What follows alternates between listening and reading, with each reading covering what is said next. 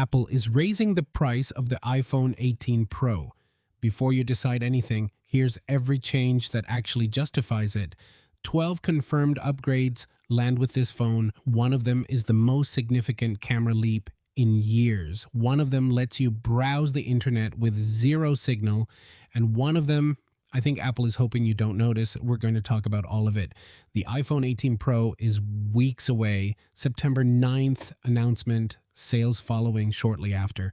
I went through every credible supply chain report, every leak, every sourced rumor, and I pulled out the 12 changes that actually matter, not the spec sheet filler, the things that will affect how you use this phone every single day. And at the end, we need to talk price because the number Apple is expected to charge has a real explanation behind it. Whether that explanation is good enough, that's a different question. Let's start with what hits you first, the look. The iPhone 18 Pro keeps the same core shape as the 17 Pro, 6.3-inch display on the standard Pro, 6.9 on the Pro Max, same aluminum frame, same glass back, same full-width camera plateau. But here's what changes. The current two-tone contrast between the glass panel and the aluminum frame, where you can clearly see two different finishes meeting, is getting dialed back. More visual unity, more cohesion between materials. Think of it as Apple finishing a sentence it started last year. Now, colors, cosmic orange, gone. Deep blue, gone. The new hero color for the iPhone 18 Pro is reportedly dark cherry, deep wine-toned red with strong purple undertones, somewhere between burgundy and oxblood. Apple will name it something far more poetic, but that's what it looks like in every leaked mock-up. The full lineup: dark cherry, light blue, dark gray, and silver. 4 colors total, up from 3 on the current model. And yes, a proper dark gray option is back after a 1-year absence. A lot of people are going to be very quietly relieved about that.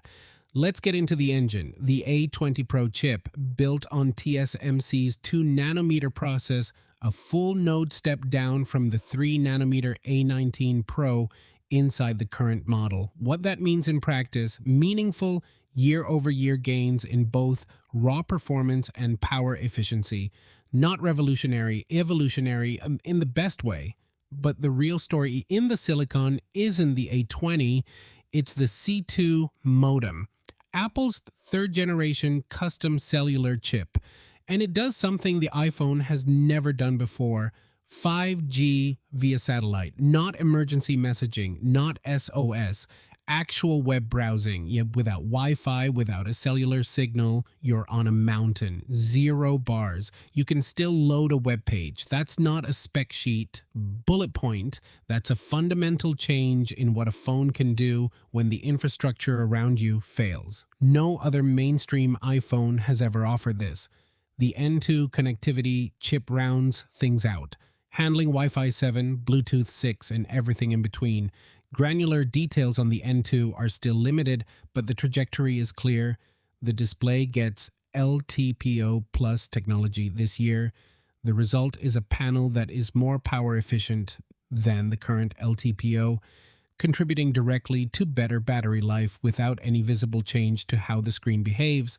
Same adaptive refresh rate, just smarter energy management underneath it, and the dynamic island is shrinking. Apple is reportedly moving the Face ID flood illuminator under the display, which frees up physical space at the top, smaller pill, more usable screen real estate. This has been one of the most requested changes since the dynamic island replaced the notch. It's finally happening. Camera control gets a redesign too, and honestly, it's a feature removal that is actually a feature improvement. The current version has touch sensitivity and haptic feedback, which sounds good in theory. In practice, it triggers accidentally when you grip the phone wrong. The iPhone 18 Pro version removes touch sensitivity and haptics entirely. Pressure sensitivity only, intentional inputs only, fewer ghost triggers. That's a quiet, practical win. And then there's the one that made me stop reading and sit with it for a second. Variable aperture. At least one iPhone 18 Pro model is rumored to have a main camera lens that physically adjusts how much light reaches the sensor, real depth of field control, more light in dark conditions, more precision in bright conditions, professional camera behavior inside a smartphone. Now, the honest caveat. Smartphone sensors are still physically smaller than what you'd find in a dedicated camera. The practical difference for casual shooters may be subtle, but for anyone who actually composes a shot intentionally, this is the most significant camera development on an iPhone in years. The iPhone 18 Pro Max is getting a battery roughly 10% larger than the one in the 17 Pro Max, 10% more capacity. The trade-off, the Pro Max will be slightly thicker than both the 17 Pro Max and the standard 18 Pro. Whether that's acceptable is entirely personal, but it's worth knowing before you walk in expecting last year's dimensions. The ceramic shield area around MagSafe is also getting a redesign, more frosted finish, more seamless integration with the glass. The current two-tone ring around the MagSafe circle disappears, cleaner, more unified, better in hand. Okay, the price, the iPhone 18 Pro is expected to start at around $1,199.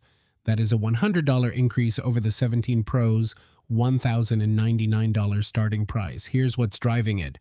DRAM and NAND flash prices have spiked, largely because AI data center demand is consuming supply.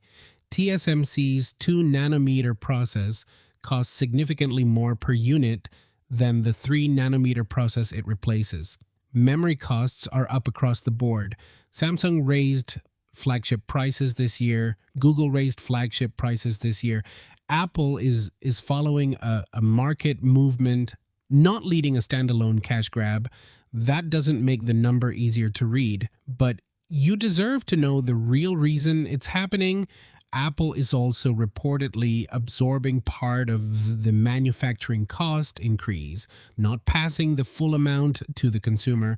New payment plan structures are expected to soften the sting for anyone upgrading through a carrier. So, iPhone 18 Pro, 12 real changes, some incremental, a few genuinely significant. One that is a category first. Here's where I land. If you are on an iPhone 15 Pro or older, this is the upgrade. 5G via satellite is not a gimmick. The smaller dynamic island is long overdue. The variable aperture camera, if it performs as rumored, is the kind of feature that changes how you shoot, not just what your shots look like. And the A20 Pro chip on 2-nanometer is a real efficiency and performance step forward. If you're on a 17 Pro, honestly, the display gains, the chip jump, the camera upgrades, they're real. But they are not pay $100 more than last year real, unless Dark Cherry speaks to you on a deeply personal level, in which case you already know what you're doing. The iPhone 18 Pro lands September 9th. The question was never whether it's good. The question is whether it's worth what Apple is about to charge for it. For most people on a 2-year upgrade cycle, yes, but I want to know where you stand. Is the price hike a deal breaker? Or is this still a day one buy for you? Drop it in the comments because that conversation is going to be more interesting than any benchmark.